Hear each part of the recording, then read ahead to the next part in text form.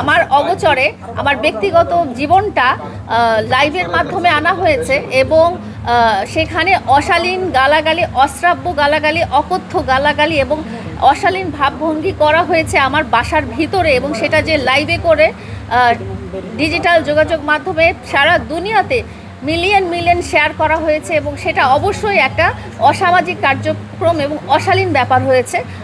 আমি যে এই যে উকিল সাহেব যিনি পাঠিয়েছেন তাকে ধন্যবাদ জানাই যে এভাবে আসলে অ্যাওয়ারনেস ক্রিয়েট করা, যে কেউ যেন, কারণ প্রিন্স মামুনের মিলিয়ন মিলিয়ন ফলোয়ার আছে, তার এই অ্যাক্টিভিটিস দেখে সবাই কিন্তু আগ্রহী হয়ে এই কাজটা করবে, যে একটা নারীর ব্যক্তিগত প্রাইভেসি ক্ষুণ্ণ করে ব্যক্তিগত শোয়ার ঘরে এইভাবে গালাগালি, হুমকি এবং অশ্রাব্য ভাষায় কথা বলা বা অঙ্গভঙ্গি করা, এটা সবাই উৎসাহিত হবে।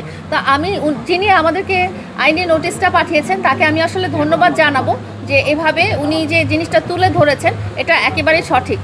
ওই যে লাইভটা ছিল সেখানে কিন্তু আমাকে ছোট করা হয়েছে, আমাকে গালাজ করা হয়েছে, লোকজন কিন্তু আমাকেও দেখেছে, সেই জন্যই উনি ওইটাকে অশালীন বলেছেন।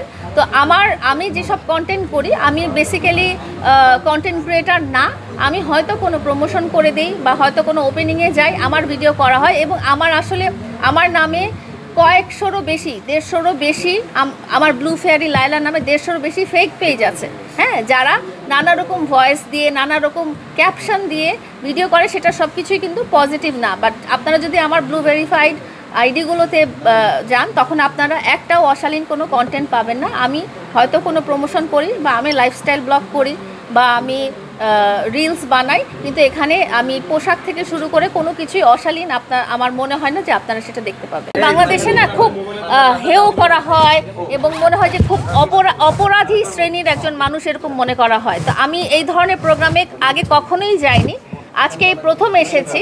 তো যারা আসলে টিকটক ইউজ করে তারা তো একটা অ্যাপ ইউজ করে, এবং তারা কি করে, অভিনয় করে, ছোট মাত্রায় অভিনয় করে। অভিনয় নাটকেও হয়, অভিনয় সিনেমাতেও হয়। টিকটকে যারা লিপসিং করে, হ্যাঁ, সিনেমাতেও কিন্তু লিপসিংই হয়, গায়ক বা গায়িকা কিন্তু গান গায় না, তারা লিপসিং করে, তারা নাচে, নাটকে যেমন ডায়ালগ দেয়।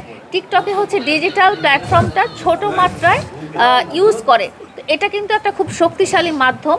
তো এটাকে যেহেতু কিছু অপব্যবহার করা হয়েছে এবং অপরাধমূলক কাজের জন্য বা অশালীনতার জন্য ব্যবহার করা হয়েছে, সেই জন্য আমরা টিকটক প্ল্যাটফর্মটাকে এত হেয় করে দেখি। তো আমি আসলে এই ধরনের প্রোগ্রামে কখনোই যাই না, বাট ব্ল্যাক ড্যান্সার গ্রুপের আজকের আয়োজনে আমি এসেছি এই জন্যই যে এখানে যারা টিকটক ইউজার আছেন তাদের কাছে আমি আমার বার্তা বলে দিব।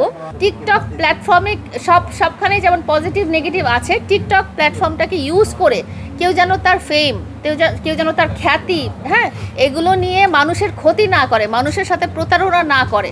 হ্যাঁ, অনেক অনেক অনেক এরকম খবর পেয়েছি যে প্রবাসীর স্ত্রী ভেগে গেছে অমুক টিকটকার জন্য, বা এই ধরনের ঘটনা যেন এটা আপনারা যেন না করেন। হ্যাঁ, যেহেতু এটা একটা সহজলভ্য সামাজিক যোগাযোগ মাধ্যম, তো আপনারা এটা পজিটিভলি এবং সামাজিকভাবেই ব্যবহার করবেন।